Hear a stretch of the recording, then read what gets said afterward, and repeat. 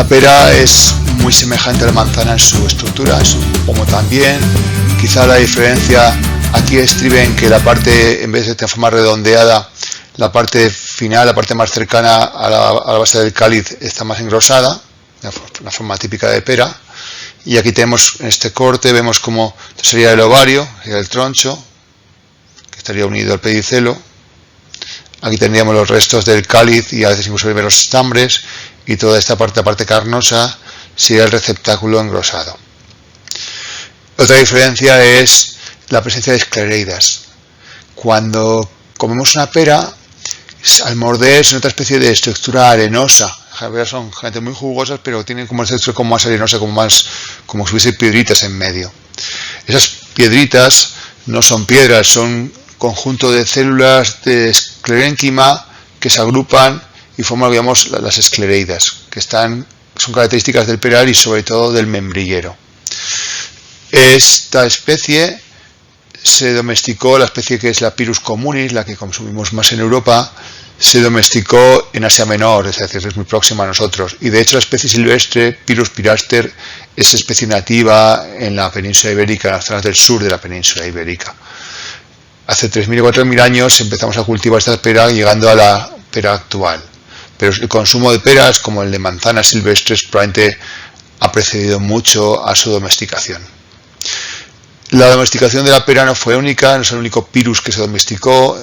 Pyrrhus communis se domesticó en Europa, en Asia Menor, pero hay otras peras que se han domesticado en Asia Oriental, en China. Así, por ejemplo, la que teníamos aquí, esta la quería enseñaros, que es la pera nashi, que es otra especie, Pyrrhus pirifolia, y tiene, como veis, tiene un contorno mucho más redondeado. Esta especie, a su vez, se ha hibridado con otra peral silvestre, que es Pyrrhus usurensis, y generó un híbrido también que tiene aspectos de nashi, pero también más forma de típica de pera, que es Pyrrhus presneideri. Y también de modo independiente, otra peral, sinkensis, también se ha domesticado. De modo que la panoplia de tipos de perales es muy grande. Bueno, no lo he dicho antes, pero el peral se consume sobre todo por la fruta, aunque también se puede transformar en almíbar, aunque no es tan popular, y lo que hay también hay una especie de llama perry, de sidra de pera, que no es común en España, pero en algunas culturas del norte de Europa sí que es más frecuente. El peral tiene una gran cantidad de variedades, pero a diferencia de la manzana, como su conservación suele ser peor, hay pocas peras que estén presentes todo el año. Quizá la más característica ahora mismo sea la conferencia, la pera que más triunfa, y la blanquilla, pero hay otras peras que van saliendo en temporada, desde que comienzan a salir peras en junio hasta octubre, que van saliendo diferentes variedades de peras. Si os fijáis en los supermercados, la pera presente va cambiando, siempre está la conferencia, que debe aguantar muy bien el almacenaje, pero hay peras, por ejemplo, muy de temporada, como la de San Juan, que está en junio, que son peras pequeñitas, muy dulces, que tienen podredumbres por dentro, las peras limoneras, con una carne un poco más dura, la Red Barlet con un sabor un poco especial, el Colina, también son peras típicas, y las últimas suelen ser la Flor de Invierno, que son peras muy grandes, pero también tienen problemas de conservación. Esa sí es la diferencia. Las manzanas se mantienen mucho mejor en el almacenaje y hay menos cambios interanuales de la disponibilidad de manzanas en el mercado, mientras que las peras sí que son muy de temporada. En términos de clima, el peral también, como el manzano, necesita bastante frío. Estamos hablando de 900 horas de frío invernal, pues en el rango alto de las rosáceas. Aunque tolera mejor el calor que la manzana, por lo que se puede crecer, y de hecho crece, por ejemplo, mucho en Lérida, en zonas bajas, que aunque también hay manzanas, no son tan buenos para manzanas. En los perales siempre conviene no plantar la planta directamente a raíz desnuda, sino que injertarla sobre un patrón bien o de peral silvestre o de membrillo. Entonces, eso quiere decir que tenemos la primera planta, la planta patrón, que dejamos crecer, y sobre eso hacemos un injerto, pues ya animamos las dos ramas, y lo que va a producir son frutos del tipo de la rama del peral, de la rama injertada. Es muy exigente en suelo, quiere calidad, y también hay variedades autoincompatibles y variedades autocompatibles, por lo cual a la hora de poner peras hay que saber cuál estamos poniendo, y si es una variedad autoincompatible debemos poner otra variedad autoincompatible, pero que además tenga un periodo fenológico, un periodo de floración semejante para que haya polinización cruzada, porque hemos visto que los perales tienen un periodo muy largo de producción con diferentes variedades en cada momento. Es un cultivo muy importante en España. Peral y manzano han sido tradicionalmente las frutales más importantes de España, pero últimamente está teniendo problemas con algunas plagas y su superficie ha ido cayendo en las últimas décadas. Continuando por aquí, iremos a una especie menos popular o con un mercado mucho más restringido y muy curiosa, o al menos siempre me lo ha parecido, que es el membrillo. Membrillo cuyo nombre es Cydonia oblonga. Es un fruto que todos habéis visto alguna vez, un fruto grande, más grande que una manzana muy grande, que tiene como característica principal es la gran dureza de su fruto. Es el típico fruto que es imposible darle un mordisco.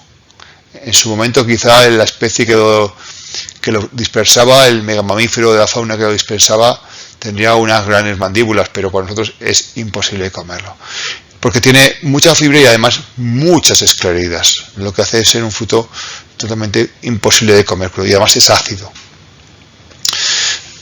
Sin embargo, es un producto que se usa mucho, o es muy común en la cocina popular, porque si se cuece, se puede consumir, y además tiene una característica muy atractiva. En sus paredes celulares hay pectinas. Las pectinas son una sustancia que es ideal para hacer mermeladas o confituras, porque dan al resultado del puré, le dan una textura más o menos dura. Es lo que se añade, por ejemplo, para las mermeladas tengan esa consistencia como de gelatina. En el caso del membrillo no es necesario. Las pectinas propias del membrillo dan esa estructura. Y de hecho el uso principal del membrillo es la fabricación de los dulces de membrillo. Que se hace a veces con membrillo nada más, o a veces se añade manzana y se mezcla con manzana. Es un producto, algo que se hacía mucho tradicionalmente en casa, pero que también se vende en el supermercado. Que antes era muy popular, más que ahora. Yo creo que ahora ha decaído un poco el consumo de membrillo. Simplemente por curiosidad, que sepáis que además de este consumo, en La Mancha se usa también el membrillo como aromatizador. Se ponía los llamaban membrillos de olor, que se recogían, membrillos grandes, que se ponían en los armarios y daban un olor agradable, un olor afrutado a ese armario y a la ropa. Vamos a continuar entonces con una especie que es un recién llegado, comparado con las manzanas, las peras y los membrillos, a nuestras huertas, y aún más recién llegado a nuestros paladares, que es el níspero de Japón. El níspero de Japón, que por supuesto no es de Japón, sino que es de China. Casi todo lo que llamamos de Japón en realidad es originario de China, pero quizá llegó a España a través de Japón. Es una planta, un arbolito pequeño, perenne, que tiene un pomo muy chulo de 3 a 5 centímetros de tamaño, que su interior tiene generalmente 3 semillas muy grandes. A veces tiene más, pero bueno, suele ser 3 lo más común. Es una especie que se domesticó en China, es una domesticación relativamente reciente, hace 2000 años, en ambientes subtropicales, en ambientes relativamente cálidos. Y a Europa llegó en el siglo XVIII, traído probablemente desde Asia, pero su función era más ornamental, y de hecho todavía sigue siendo un fruto muy ornamental. Yo recuerdo, he trabajado en Gandía, en Valencia, y todos los setos de las urbanizaciones estaban hechos con níspero, lo cual era muy agradable cuando llegaba la temporada del níspero, porque estabas comiendo frutos todo el día, porque estaba por todas las calles. Por tanto, desde el punto de vista de requerimientos, el níspero es una especie que climas suaves, no tolera mucho el frío, porque además tiene una floración muy tardía, florece en un momento muy peculiar, en otoño, cuando antes de comenzar el invierno. Esa no es muy terrible en Valencia o en Murcia, porque allí los inviernos son muy suaves. Lo que es muy interesante es cuando fructifica, porque fructifica al final del invierno y comienza la primavera. Es un periodo donde están finalizando los cítricos y donde tiene una ventana temporal relativamente buena para entrar antes de la llegada de los frutos ya de hueso, más de verano. Y además tolera bien la sequía, aunque bueno, con regadío, como todo esto, produce más. y de hecho se ha convertido en un fruto de mucho gran crecimiento en toda Andalucía y sobre todo en Valencia, y que está llegando de un modo bastante regular a nuestros supermercados. Todavía ahora mismo en abril todavía no se ven, pero me imagino que en pocos días estaremos ya viendo nísperos en el mercado. Es un producto que antes no se consumía nada, de hecho la típica palabra que solo la conocías cuando te la ponían en los dictados de niño, un níspero con tilde en la i, pero que ahora empieza a ser cada vez más común consumirlo. Y para finalizar voy a centrarme en dos especies que están en retroceso, que fueron importantes en el pasado, pero que actualmente son muy poco importantes o prácticamente desconocidas, y que es difícil que esto cambie. La primera sería el gerbo, Sorbus domestica. El gerbo es un serval, un sorbus, que se ve muy bien en la forma de sus hojas, que son hojas compuestas imparipinnadas. El gerbo era muy común en muchos lugares de España. De hecho, es muy común ver Sorbus domestica asilvestrado en muchos pueblos. Tenían el fruto, las gerbas, que eran pues como peras pequeñitas que se consumían. Pero el problema del gerbo es, como todos estos cultivos, es que hay que sobremadurarlo. O sea, son cultivos que cuando los coges del árbol son muy ácidos, son incluso astringentes, y hay que madurarlo, y esto pues tiene un aspecto que no es tan agradable para consumir. El gerbo, como todas estas cosas, pues se han fabricado licores con ellas, se han hecho muchas cosas, porque era muy común en el pasado. Y para finalizar, el siguiente fruto es el níspero de verdad, Mespilus germanica, que es otro arbolito pequeño, de hojas perennes, que tiene un fruto muy chulo de 3 a 6 centímetros de tamaño, una cosa chiquitina, que tenía varias cosas de interés en el pasado, porque se podía producir en invierno, cuando otros consumían en invierno, cuando había otro tipo de frutos, pero tiene otras cosas en su contra. En primer lugar, es un fruto muy astringente, por tanto no es agradable de comer, y para que esa astringencia se reduzca hay que hacer como los gerbos, hay que sobremadurarlo, y cuando tienes un níspero sobremaduro pues no tiene aspecto atractivo, porque tiene aspecto de color negro. Por lo que, pues bueno, pues yo no lo he visto nunca en los mercados. Sí que lo he visto cultivado en algunos sitios, y en Marruecos recuerdo haber visto campos grandes de níspero, pero nunca he sabido muy bien para qué se usa o si es un consumo igual tradicional. Sí que en el pasado fue muy importante en Europa Central, porque claro, disponer de fruta en invierno era muy importante. Allí había problemas de vitamina C y cualquier fruta disponible en invierno era clave. Y de hecho en algunos escudos de ciudades alemanas se pueden encontrarles, como aquí, flores de níspero, que es una buena señal de su importancia pasada.